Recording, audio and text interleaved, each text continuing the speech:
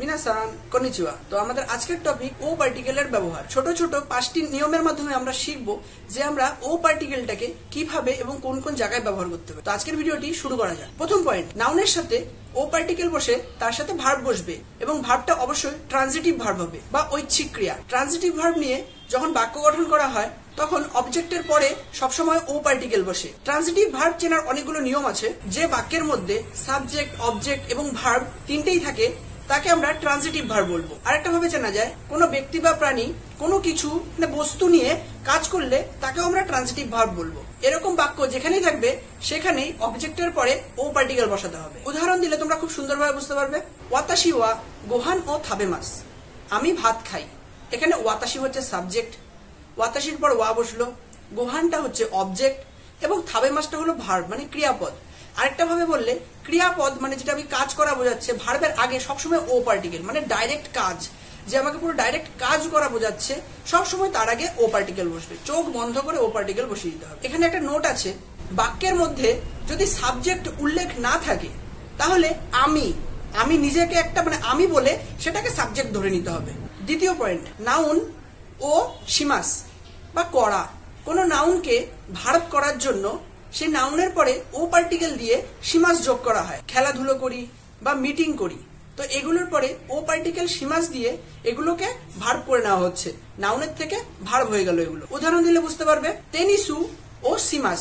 টেনিসু কিন্তু একটা নাউন মানে টেনিস, টেনিস কিন্তু একটা নাউন। টেনিসু ও সিমাস, টেনিস খেলি।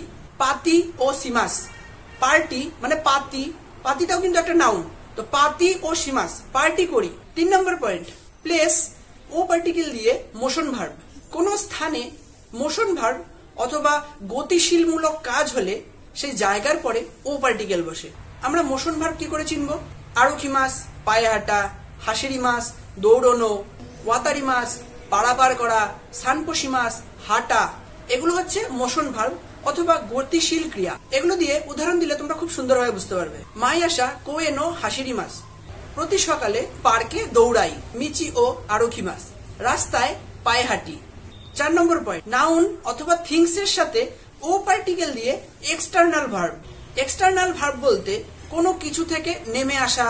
অন্যভাবে বলতে গেলে এক্সটার্নাল ভার্বকে আমরা বলতে পারি যে কোনো বস্তু থেকে বেরিয়ে আসা, নেমে আসা, সবসময় তার আগে ও পার্টিকেল বলবে। যেমন দেমাস, ওরিমাস, ওরিমাস মানে নামা, ও ওরিমাস।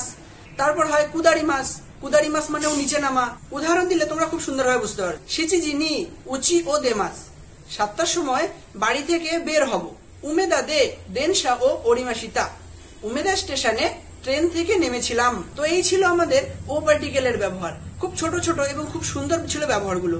তোমরা ভালো করে পড়বে, তাহলে বুঝে যাবে কিভাবে এগুলোকে আমরা ব্যবহার করতে পারবো। তো যদি ভিডিওটি ভালো লেগে থাকে তাহলে অবশ্যই সাবস্ক্রাইব করবে। যদি ভিডিওটি ভালো লেগে থাকে তাহলে অবশ্যই লাইক করতে পারো, চ্যানেলটিকে সাবস্ক্রাইব করতে পারো এবং কমেন্ট করতে পারো। তো আজকের ভিডিওটি এখানে শেষ করা যাক। Bye bye, সায়োনারা।